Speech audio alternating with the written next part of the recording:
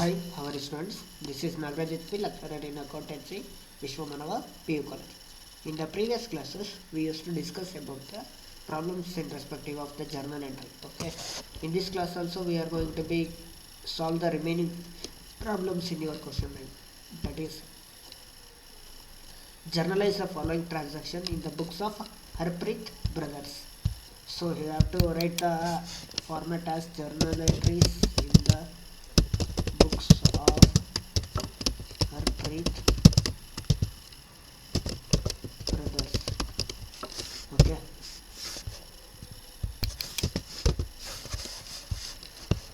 First January 2017 started business with cash rupees 1,65,000. So one is cash account and another one is capital account. So if the cash is going to be comes to the business, then asset value is going to be increase. So if the asset increase, then we have to make debit. Okay ಕ್ಯಾಶನ್ನು ಏನು ಮಾಡಬೇಕು, debit ಮಾಡಬೇಕು. Capital ಬಿಸ್ನೆಸ್ಸಿಗೆ ಬರ್ತಾ ಇದೆ ಅಂದರೆ capital increase ಆಗುತ್ತೆ ತಾನೇ. So capital rules ಏನು, ಕ್ಯಾಪಿಟಲ್ ಇನ್ಕ್ರೀಸ್ ಆದರೆ ಕ್ರೆಡಿಟ್, ಡಿಕ್ರೀಸ್ ಆದರೆ ಡೆಬಿಟ್. ಸೊ ಕ್ಯಾಪಿಟಲ್ನ ಕ್ರೆಡಿಟ್ ಮಾಡಬೇಕು, ಕ್ಯಾಶನ್ನು ಡೆಬಿಟ್ ಮಾಡಬೇಕು. ಸೊ ಅವಾಗ ಜರ್ನಲ್ ಎಂಟ್ರಿ ಏನು ಬರುತ್ತೆ, cash account data to capital 1/1/2017 cash account data to capital account 1,65,000.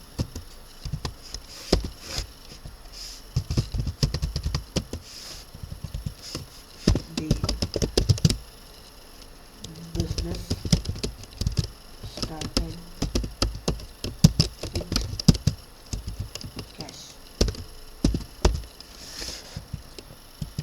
Next, bought goods from Tara rupees 22,000. ಸಿ ಬಾಟ್ ಅಂದರೆ ಪರ್ಚೇಸ್ ಮಾಡಿದ್ವಿ. ಏನು ಪರ್ಚೇಸ್ ಮಾಡಿದ್ವಿ, ಗೂಡ್ಸ್. ಓಕೆ, ಯಾರ ಹತ್ರ ಪರ್ಚೇಸ್ ಮಾಡಿದ್ವಿ, Tara. So Tara is a creditor. Okay, so creditor ಅಂದರೆ ಲ್ಯಾಬಿಲಿಟಿ ಬರುತ್ತೆ. ನಾವು ತಾರಾಯಿಂದ ಸಾಲದ ರೂಪದಲ್ಲಿ ವಸ್ತುಗಳನ್ನ ಕೊಂಡ್ಕೊಳ್ತಾ ಇದ್ದೀವಿ ಅಂದರೆ ಲ್ಯಾಬಿಲಿಟಿ ಇನ್ಕ್ರೀಸ್ ಆಗುತ್ತೆ. ಸೊ ತಾರಾನ ನಾವೇನು ಮಾಡಬೇಕಾಗುತ್ತೆ, ಕ್ರೆಡಿಟ್ ಮಾಡಬೇಕಾಗುತ್ತೆ. ಲ್ಯಾಬಿಲಿಟಿ ಇನ್ಕ್ರೀಸ್ ಆದರೆ we have to make credit. Okay, purchase ಮಾಡ್ತಾಯಿದ್ದೀವಿ. ಏನು ಪರ್ಚೇಸ್ ಮಾಡ್ತಾಯಿದ್ದೀವಿ, ಗೂಡ್ಸ್ ಸ್ಟಾಕ್ ಬರ್ತಾ ಇದೆ ಅಂದರೆ ನಮಗೆ ಅಸೆಟ್ ವ್ಯಾಲ್ಯೂ ಏನಾಗುತ್ತೆ, ಇನ್ಕ್ರೀಸ್ ಆಗುತ್ತೆ. ಸೊ ಪರ್ಚೇಸನ್ನು ಡೆಬಿಟ್ ಮಾಡಬೇಕು, ತಾರಾನ ಕ್ರೆಡಿಟ್ ಮಾಡಬೇಕು. 11/1/2017 purchase account data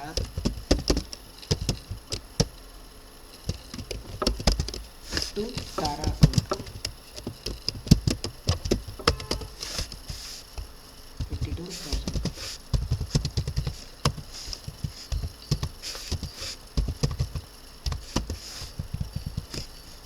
Being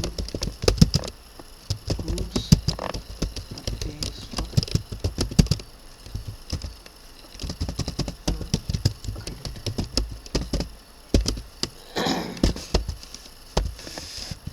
Next, sold goods to Nariman rupees 12,000. See, we sold the goods to Nariman on credit basis. Okay, Nariman is a debtor ಅಂದರೆ asset. So ಸಾಲದ ರೂಪದಲ್ಲಿ ವಸ್ತುಗಳನ್ನ sale ಮಾಡ್ತಾ ಇದ್ದೀವಿ ಅಂದರೆ debtor value ಏನಾಗುತ್ತೆ, increase ಆಗುತ್ತೆ. So debtor value increase ಆಗುತ್ತೆ ಅಂದರೆ ಅಸೆಟ್ ಇನ್ಕ್ರೀಸ್. ಸೊ ನಾರಿಮನ್ನ ಏನು ಮಾಡಬೇಕು, ಡೆಬಿಟ್ ಮಾಡಬೇಕು. ಸೇಲ್ಸ್ ಮಾಡಿದರೆ ಗೂಡ್ಸ್ ಹೋಗುತ್ತೆ. ಗೂಡ್ಸ್ ಹೋಗ್ತಾ ಇದೆ ಅಂದರೆ ಸ್ಟಾಕ್ ಡಿಕ್ರೀಸ್ ಆಗುತ್ತೆ. ಸ್ಟಾಕ್ ಡಿಕ್ರೀಸ್ ಆಗುತ್ತೆ ಅಂದರೆ ಅಸೆಟ್ ವ್ಯಾಲ್ಯೂ ಡಿಕ್ರೀಸ್ ಆಗುತ್ತೆ. ಸೊ ಅಸೆಟ್ ವ್ಯಾಲ್ಯೂ ಡಿಕ್ರೀಸ್ ಆಗುತ್ತೆ ಅಂದರೆ ಸೇಲ್ಸನ್ನು ಏನು ಮಾಡಬೇಕು, ಕ್ರೆಡಿಟ್ ಮಾಡಬೇಕು. Okay, date 13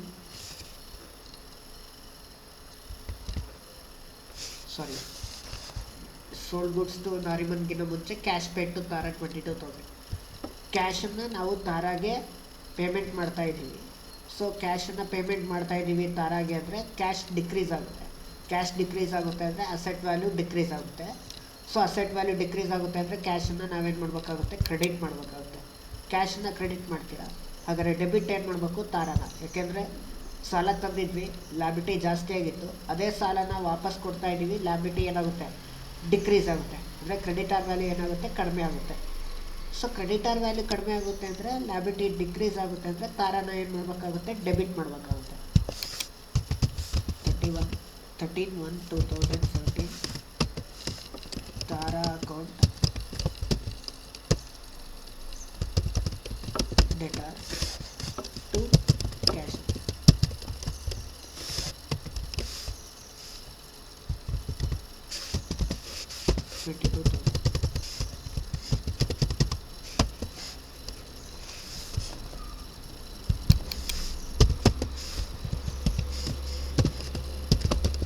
The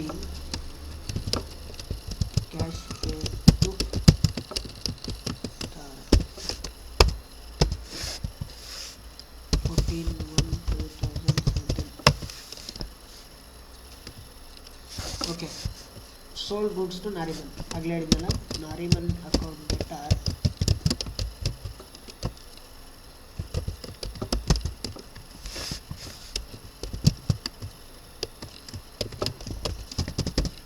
sales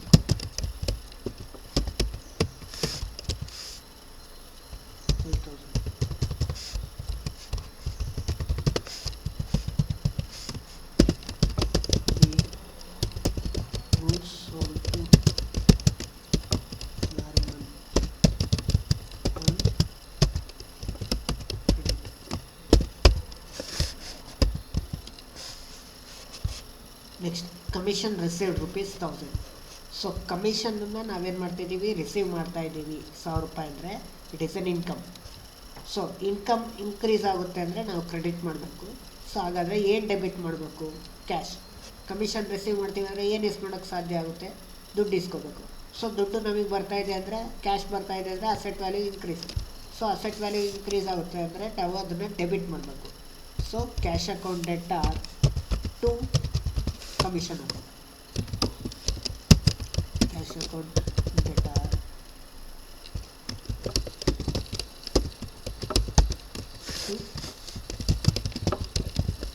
commission. Cash account debtor to commission.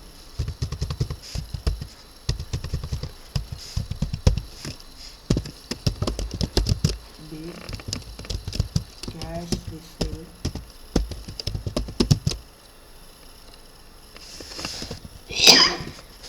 sorry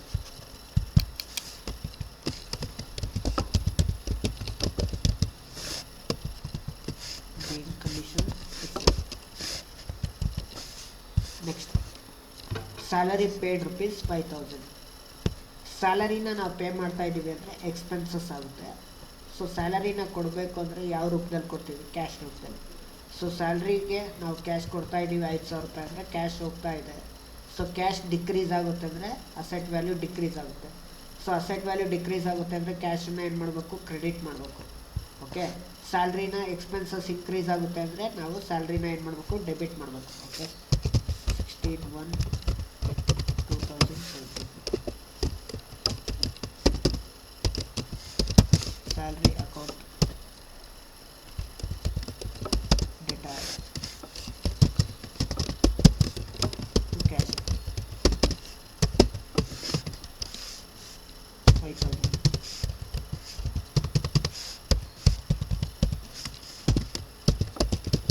The salary paid.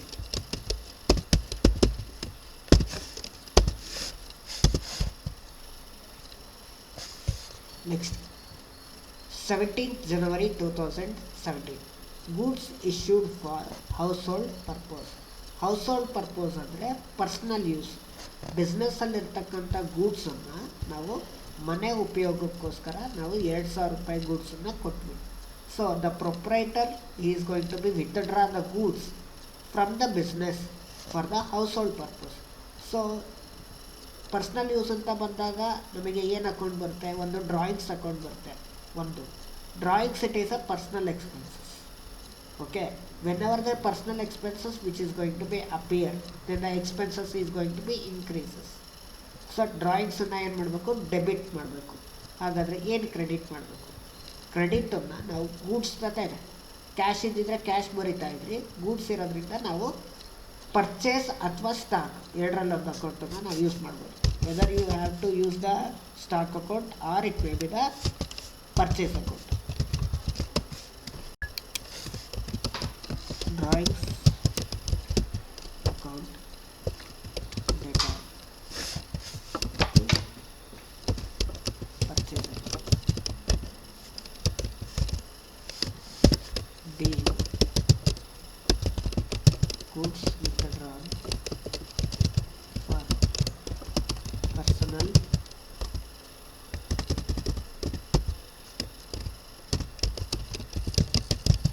use. 2000.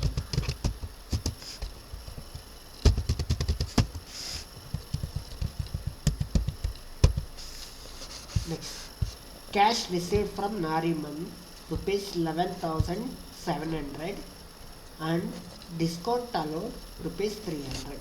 ನಾರಿಮನ್ನಿಂದ ನಾವು 12,000 ರೂಪಾಯಿ ಇಸ್ಕೋಬೇಕಾಯ್ತು. ಎಷ್ಟು? 12,000. ಓಕೆ, ಬಟ್ ಎಷ್ಟು ಇಸ್ಕೊತಾ ಇದ್ದೀವಿ? 11,700. ಇನ್ನು 300 ರುಪೀಸನ್ನ ನಾವೇನು ಮಾಡ್ತಾಯಿದ್ದೀವಿ? ಡಿಸ್ಕೌಂಟನ್ನು ಕೊಡ್ತಾ ಇದ್ದೀವಿ. ಯಾರಿಗೆ ಡಿಸ್ಕೌಂಟ್ ಕೊಟ್ವಿ? ನಾರಿಮನಿಗೆ. ಡಿಸ್ಕೌಂಟು ನಾವು ನಾರಿಮನಿಗೆ ಕೊಡ್ತಾ ಇದ್ದೀವಿ ನಮ್ಮ ಬಿಸ್ನೆಸ್ಸಿಂದ ಅಂದರೆ it is an expenses. So discount expenses ಆಗುತ್ತೆ ಅಂದರೆ ಅದನ್ನು ನಾವು ಡೆಬಿಟ್ ಮಾಡಬೇಕಾಗುತ್ತೆ. ಓಕೆ, ಸೊ ಅದನ್ನು ಡೆಬಿಟ್ ಮಾಡ್ತೀವಿ. ನೆಕ್ಸ್ಟ್ ಕ್ಯಾಶ್ ರಿಸೀವ್ ಮಾಡ್ತಾ ಇದ್ದೀವಿ ನಾರಿಮನಿಂದ, ಕ್ಯಾಶ್ ಬರ್ತಾ ಇದೆ. ಸೊ ಅಸೆಟ್ ವ್ಯಾಲ್ಯೂ ಇನ್ಕ್ರೀಸ್ ಆಗುತ್ತೆ. ಸೊ ಅದಕ್ಕೆ ಕ್ಯಾಶನ್ನು ಡೆಬಿಟ್ ಮಾಡ್ತೀವಿ. ಕ್ಯಾಶ್ ಡೆಬಿಟ್ ಮಾಡ್ತೀರಾ, ಡಿಸ್ಕೌಂಟನ್ನು ಡೆಬಿಟ್ ಮಾಡ್ತೀರಾ. ಅದರ ಏನು ಕ್ರೆಡಿಟ್ ಮಾಡಬೇಕು? ನಾರಿಮನ್. ಓಕೆ, ಯಾಕೆಂದರೆ ನಾರಿಮನ್ ಇಸ್ ಎ ಡೆಟಾರ್ ಇಂದ ಬರಬೇಕಾಗಿರೋ ಹಣ ನಮಗೆ ವಾಪಸ್ ಬಂತು ಅಂದರೆ ಡೆಟಾರ್ ವ್ಯಾಲ್ಯೂ ಏನಾಗುತ್ತೆ? ಡಿಕ್ರೀಸ್ ಆಗುತ್ತೆ. ಸೊ ಅಸೆಟ್ ವ್ಯಾಲ್ಯೂ ಡಿಕ್ರೀಸ್ ಆಗುತ್ತೆ ಅಂದಾಗ ನಾರಿಮನ್ನನ್ನು ನಾವೇನು ಮಾಡಬೇಕು? ಕ್ರೆಡಿಟ್ ಮಾಡಬೇಕು. Okay, 18/1/2017 cash account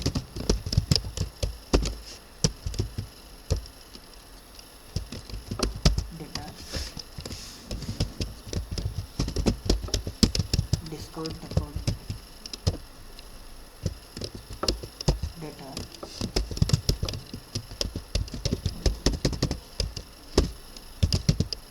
Nariman account. Cash ಎಷ್ಟು discount? 11,700, discount 300, Nariman 12,000.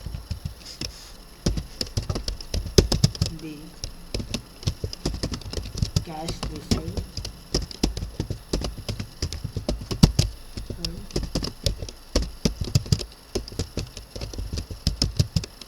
Discount.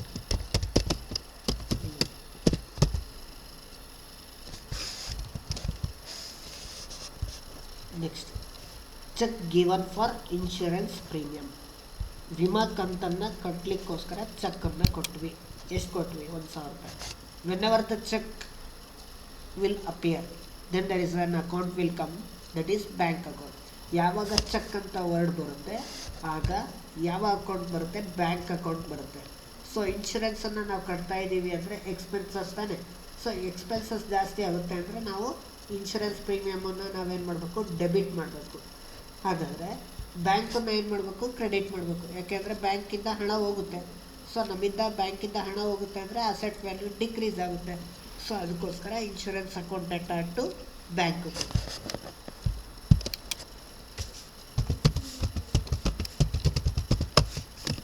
Insurance account data to bank account.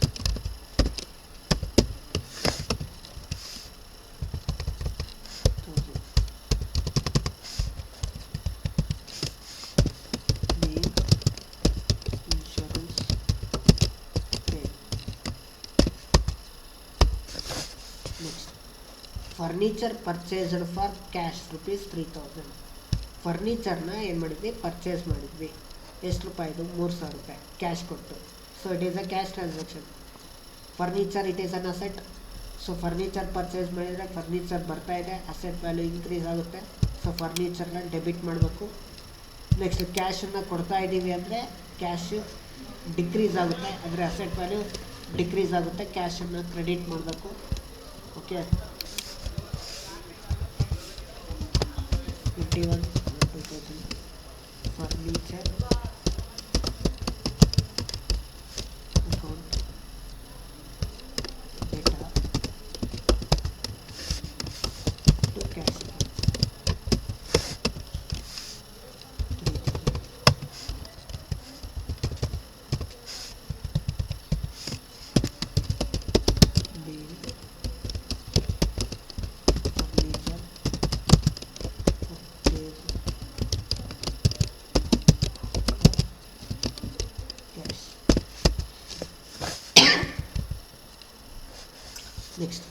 Goods destroyed by fire. Goods ಏನಾಗಿದೆ, ಡೆಸ್ಟ್ರಾಯ್ ಆಗಿದೆ ಫೈರ್ ಮುಖಾಂತರ. ಅಂದರೆ ವಸ್ತುಗಳು ಬೆಂಕಿಯಲ್ಲಿ ಹತ್ಕೊಂಡು ಏನಾಗಿದೆ, ನಾಶ ಆಗಿದೆ. ಸೊ ಗೂಡ್ಸ್ ಡೆಸ್ಟ್ರಾಯ್ ಆಯಿತು ಅಂದರೆ ನಮಗೆ ಲಾಸ್ ತಾನೆ. ಸೊ ಲಾಸನ್ನು ನಮಗೆ ಆಗೋದಕ್ಕೆ, ಲಾಸನ್ನು ನಾವು ಇನ್ಕ್ರೀಸ್ ಆಗಿರೋದಕ್ಕೆ ನಾವು ಅದನ್ನು ಏನು ಮಾಡಬೇಕು, ಡೆಬಿಟ್ ಮಾಡಬೇಕು. ಹಾಗಾದರೆ ಏನು ಕ್ರೆಡಿಟ್ ಮಾಡ್ತೀರಾ? ಗೂಡ್ಸ್ ಡೆಸ್ಟ್ರಾಯ್ ಆದರೆ ನಮ್ಮ ಸ್ಟಾಕ್ ಏನಾಗುತ್ತೆ, ರೆಡ್ಯೂಸ್ ಆಗುತ್ತೋ ಇನ್ಕ್ರೀಸ್ ಆಗುತ್ತೋ? ರೆಡ್ಯೂಸ್ ಆಗುತ್ತೆ. ಸ್ಟಾಕ್ ರೆಡ್ಯೂಸ್ ಆದರೆ ಅಸೆಟ್ ವ್ಯಾಲ್ಯೂ ಕಡಿಮೆ ಆಗುತ್ತೆ. ಸೊ ಸ್ಟಾಕನ್ನು ಏನು ಮಾಡಬೇಕು, ಕ್ರೆಡಿಟ್ ಮಾಡಬೇಕು. ಓಕೆ, ಲಾಸ್ ಯಾವಾಗ ಡೆಸ್ಟ್ರಾಯ್ಡ್ ಆನ್ ಫೈರ್ ಬರುತ್ತೋ ಅವಾಗ ಒಂದು ಅಕೌಂಟ್ ಬರುತ್ತೆ, loss on fire account data to stock account.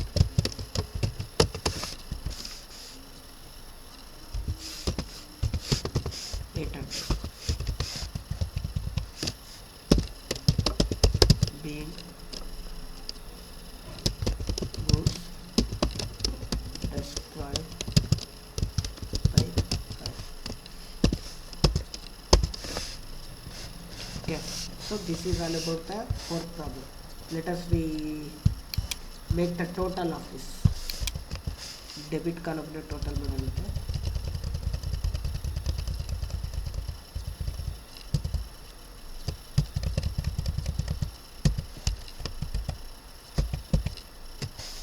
Debit ಕಾಲಮ್ನ ಟೋಟಲ್ ಮಾಡಿದಾಗ 2,45,800.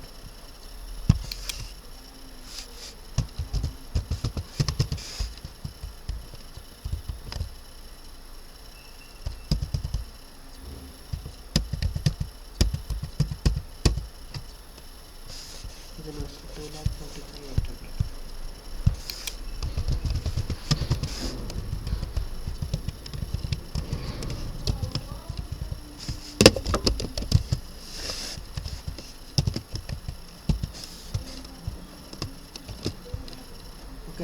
Let us move to the another problem.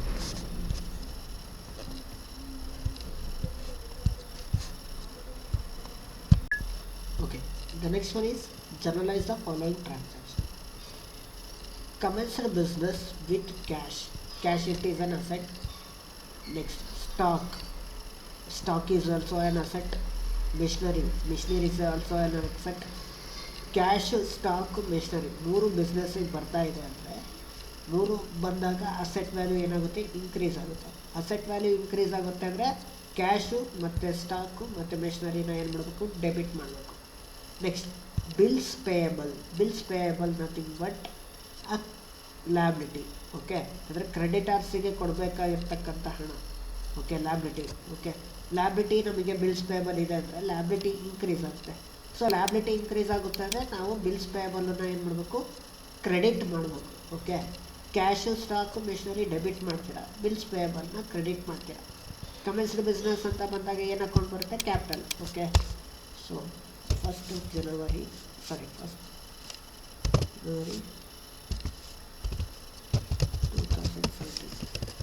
Cash account data stock account data machinery account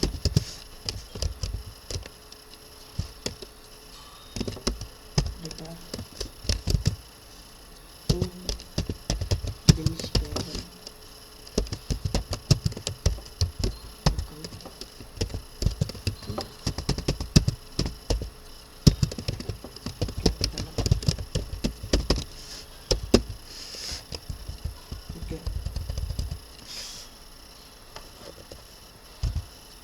cash 5,000, stock 20,000, next machinery 10,000, bills payable 1,000. 20 plus 10 30 35 35 minus 1 remaining ಎಷ್ಟು, capital 34,000.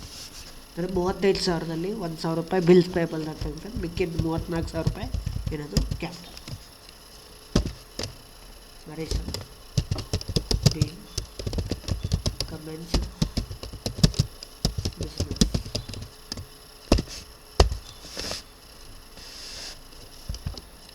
Next,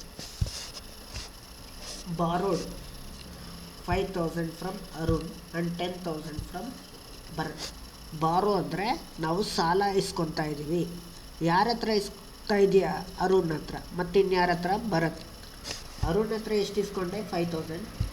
Bharat ಹತ್ರ ಎಷ್ಟು ಇಸ್ಕೊಂಡೆ? 10,000. So Bharat ಹತ್ರ ಮತ್ತು ಅರುಣ್ ಹತ್ರ ನೀವು ಸಾಲ ಇಸ್ಕೊತಾ ಇದೆಯಾ ಅಂದರೆ ಅವರು ನಿನಗೇನಾಗುತ್ತೆ? ಕ್ರೆಡಿಟರ್ ಆಗ್ತಾರೆ. ಕ್ರೆಡಿಟರ್ ಯಾಕೆ ಅಂದರೆ ಅವ್ರು ಸಾಲ ಕೊಡೋರು ತಾನೆ. ಸೊ ಸಾಲ ಕೊಡ್ತಾ ಇದ್ದಾರೆ ಅಂದರೆ ನಿನಗೆ ಲ್ಯಾಬಿಲಿಟಿ ಜಾಸ್ತಿ ಆಗುತ್ತೆ. ಸೊ ಕ್ರೆಡಿಟರ್ಸ್ ಯಾರ್ಯಾರು? ಅರುಣ್ ಮತ್ತು ಭರತ್.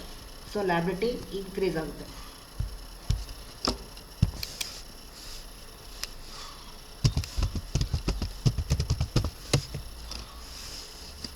ಅವ್ರ ಸಾಲ ಇಸ್ಕೊತಾ ಇದೆಯಾ ಅಂದರೆ ಏನು ಬರುತ್ತೆ? Cash account data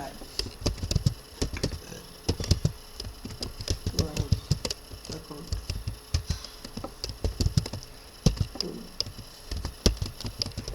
Bharat account.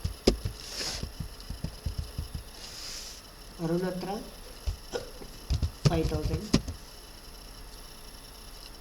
Bharat ಹತ್ರ 10,000. ಸೊ ಇಬ್ಬರ ಹತ್ರನೂ ಟೋಟಲ್ ಇನ್ನೇನು ಎಷ್ಟು ಬಂದಿದ್ದು? 15,000.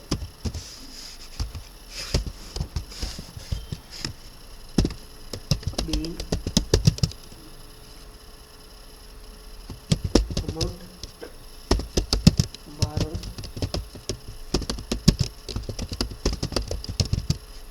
from Arun and Bharat.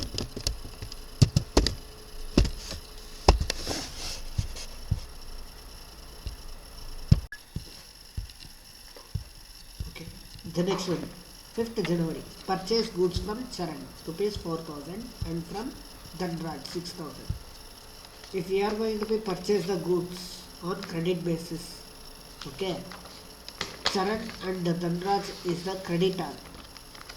So creditor nothing but liability. Okay, if we are going to be purchase the goods on the credit basis, then the liability is going to be increase. So Charan and Dhanraj is to be credited and purchase is to be debited. Why? Because if we are going to be purchase the goods, then stock is going to be increase. If the stock is going to be increased, the purchase is to be debited. 5th January 2017, purchase account data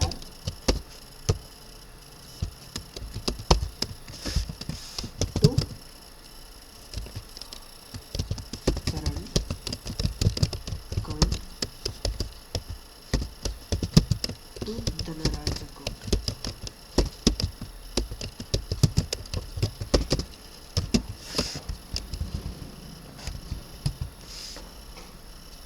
Charan 4,000, Dhanraj 6,000, total 10,000. Being goods purchase on credit basis.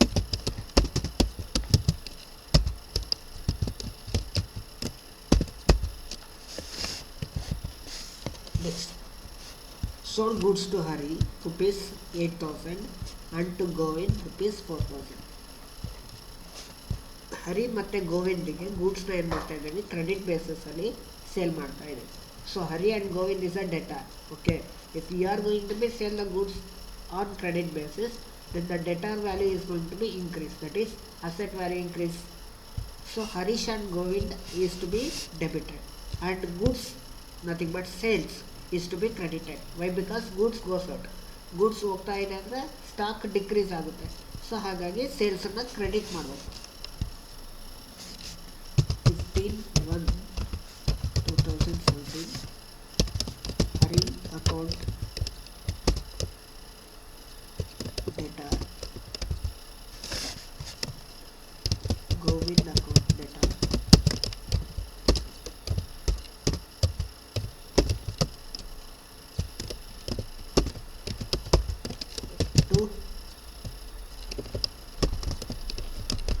cancel.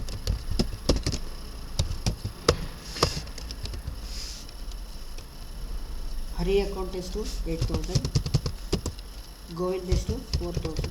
So total sales is to 12,000. Being goods sold on credit basis.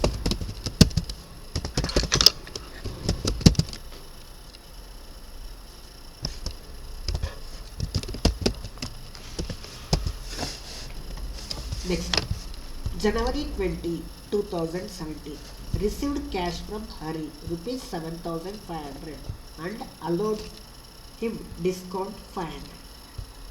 ಹರಿ ಹತ್ರ ಕ್ಯಾಶನ್ನು receive ಮಾಡಿದ್ವಿ. So cash comes in, then asset value increase and discount allowed. ಡಿಸ್ಕೌಂಟನ್ನು ನಾವು ಕೊಡ್ತಾ ಇದ್ದೀವಿ ಅಂದರೆ expenses ಜಾಸ್ತಿ ಆಗುತ್ತೆ. ಎಕ್ಸ್ಪೆನ್ಸಸ್ ಜಾಸ್ತಿ ಆಗುತ್ತೆ, 500 ರುಪೀಸ್ ನಮಗೆ ನಾವು ಏನು ಮಾಡಬೇಕಾಗುತ್ತೆ, ಡೆಬಿಟ್ ಮಾಡಬೇಕಾಗುತ್ತೆ ಡಿಸ್ಕೌಂಟನ್ನು. ಸೊ ಕ್ಯಾಶ್ ಅಕೌಂಟನ್ನು ಡೆಬಿಟ್ ಮಾಡಬೇಕು, ಡಿಸ್ಕೌಂಟ್ ಅಕೌಂಟನ್ನು ಡೆಬಿಟ್ ಮಾಡಬೇಕು. ಓಕೆ, ಹಾಗಾದರೆ ಏನು ಕ್ರೆಡಿಟ್ ಮಾಡ್ತೀರಾ? ಹರಿ ಅಕೌಂಟನ್ನು ಕ್ರೆಡಿಟ್ ಮಾಡಬೇಕು. ಯಾಕೆಂದರೆ ಹರಿ ಅಕೌಂಟನ್ನು ಯಾಕೆ ಕ್ರೆಡಿಟ್ ಮಾಡಬೇಕು ಅಂದರೆ ಡೆಟಾರ್ ವ್ಯಾಲ್ಯೂ ಏನಾಗುತ್ತೆ, ಡಿಕ್ರೀಸ್ ಆಗುತ್ತೆ, ಅಸೆಟ್ ವ್ಯಾಲ್ಯೂ ಏನಾಗುತ್ತೆ, ಕಮ್ಮಿ ಆಗುತ್ತೆ. ಸೊ ಹರಿನ ನಾವೇನು ಮಾಡಬೇಕು, ಕ್ರೆಡಿಟ್ ಮಾಡಬೇಕು. Okay, 21/2017 cash account debtor discount account debtor to Hari account. Cash 7,500, discount 500 and Hari 8,000. Narration B. Cash received and discount allowed. Next, January 25, 2017, paid salary rupees 2,000 and rent rupees 1,000. Salary ಮತ್ತು ರೆಂಟನ್ನು pay ಮಾಡ್ತಾ ಇದ್ದೀವಿ ಅಂದರೆ expenses increase ಆಗುತ್ತೆ. So salary it is also expenses and rent is also expenses. So expenses increase ಆಗುತ್ತೆ ಅಂದರೆ ಅವೆರಡನ್ನೂ ನಾವೇನು ಮಾಡಬೇಕಾಗುತ್ತೆ, debit ಮಾಡಬೇಕಾಗುತ್ತೆ. ಸೊ ಹಾಗಾದರೆ ಏನು ಕ್ರೆಡಿಟ್ ಮಾಡ್ತೀರಾ? ಕ್ಯಾಶ್. ಕ್ಯಾಶ್ ನಿಮ್ಮಿಂದ ಹೋಗ್ತಾ ಇದೆ, ಯಾವ ರೂಪದಲ್ಲಿ ಹೋಗ್ತಾ ಇದೆ? ಸ್ಯಾಲ್ರಿ ಮತ್ತು ರೆಂಟ್. ಸೊ ಕ್ಯಾಶ್ ಡಿಕ್ರೀಸ್ ಆಗುತ್ತೆ, ದಟ್ ಈಸ್ ಅಸೆಟ್ ಡಿಕ್ರೀಸ್ ಆಗುತ್ತೆ. ಸೊ ಹಾಗಾಗಿ ಕ್ಯಾಶನ್ನು ನಾವು ಕ್ರೆಡಿಟ್ ಮಾಡಬೇಕು. 25th January 2017 salary account debtor rent account debtor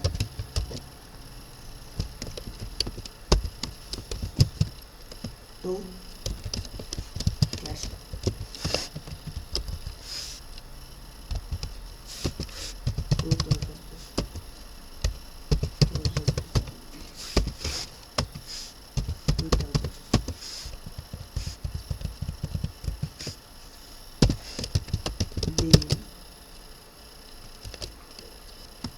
Salary and rent paid. Okay, so this is all about the problem. Okay, let us make the total of that. Make the total of debit column.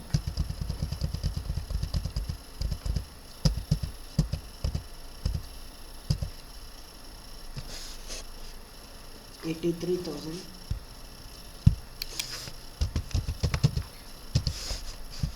in the credit column.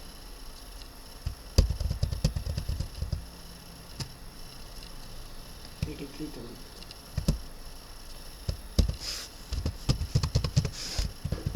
This is the total.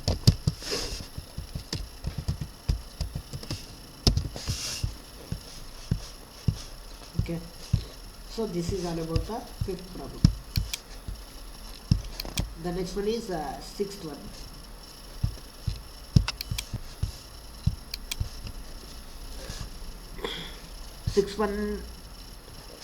Started business with cash rupees 50,000. ಇದು easy ಇದೆ, ಇದು easy ಇದೆ, ಇದು easy ಇದೆ.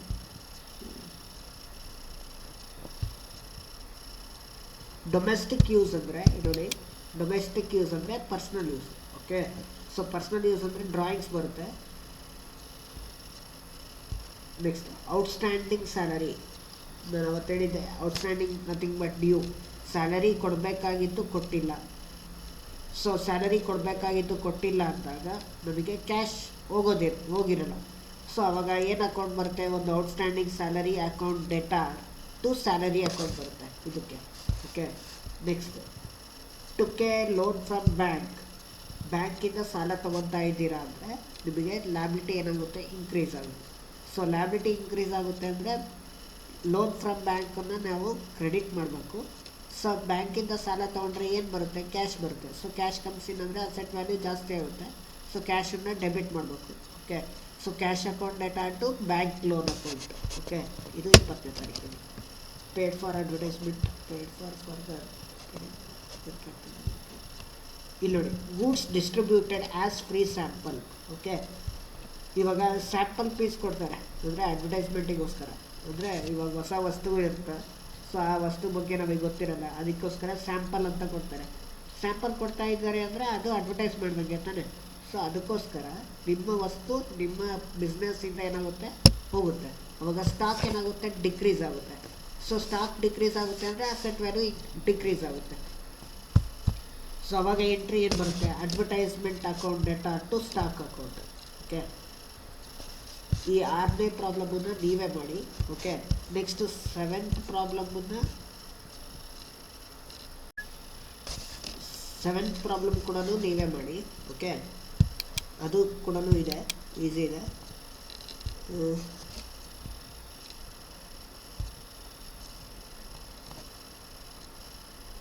8th problem ನಾನು ಮಾಡಿಸ್ತೀನಿ. Okay, 8th problem ನಾನು ಮಾಡಿಸ್ತೀನಿ. ಮತ್ತು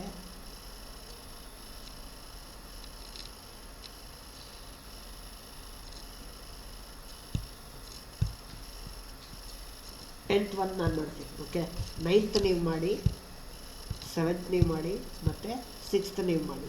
ಓಕೆ, ನೀವು ಮಾಡಬೇಕಾಗಿರೋದು ಒಂದು 6th ಪ್ರಾಬ್ಲಮ್ ಮತ್ತು 7th ಪ್ರಾಬ್ಲಮ್ ಮತ್ತು